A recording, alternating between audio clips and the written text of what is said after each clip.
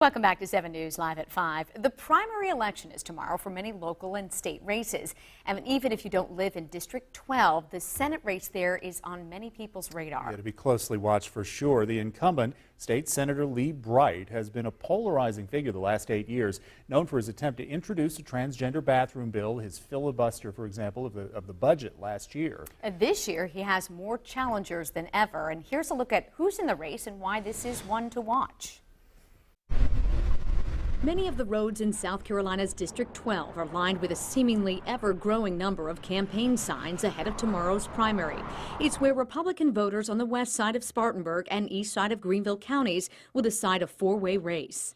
If they want more political correctness, obviously I'm not their guy. Lee Bright, the incumbent, says he's the most conservative candidate. As one of only 3 senators to vote against the removal of the Confederate flag from the State House, Bright is no stranger to controversy or criticism. What do you say to critics who say you're not going to? We need more conservatives in the legislature. Bright is facing 3 challengers who want to unseat him, including Lisa Cooley Scott, who is the mayor of Duncan, a businesswoman with a master's in social work. I get things done, but I don't grab headlines, and that, you know, I can get a lot done without having to have my name in the news. She says her parents were shop owners who accepted all clients during desegregation. I learned very early not to judge people.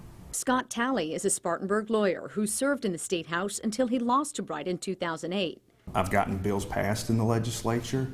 I think I was able to work with people to be effective when I was in the House, and I think I'd be able to do the same thing in the Senate.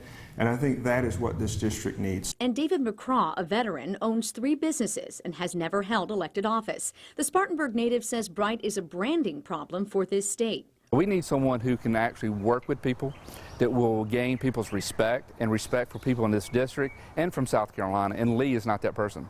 Political science professor Brent Nelson calls Bright the most controversial senator in the state. So the question is, does the populist anger that Senator Bright raises, will that be stronger than the more establishment anger that says that Senator Bright is an embarrassment to our district? Which set of angry people will come out on Tuesday? That's the question. I'm going to represent conservatives. A lot of people get out there and say, I wish somebody would say something about this. I'm that guy. And if I'm not in Columbia anymore, I'm not, you're not going to have anybody that's going to stand in the gap on these issues. So here's how it works. If no one gets more than 50% of the vote, then there will be a runoff election in 2 weeks. Sure, the top 2 finishers in each of these races. So you mentioned the Confederate flag in your story. And some of these challengers emerged right after that vote on the Confederate flag. Yes. There were 3 that voted to keep it there, all from the upstate.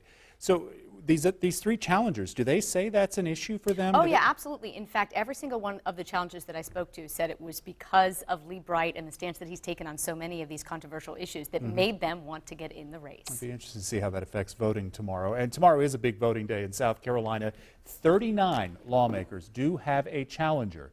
In Anderson, Greenville, Pickens, Lawrence County, you'll be choosing your next sheriff. There are also a lot of county council races, and we're going to have coverage all of these races, including the winners and runoffs, if there are any, both on air and online, WSPA.com.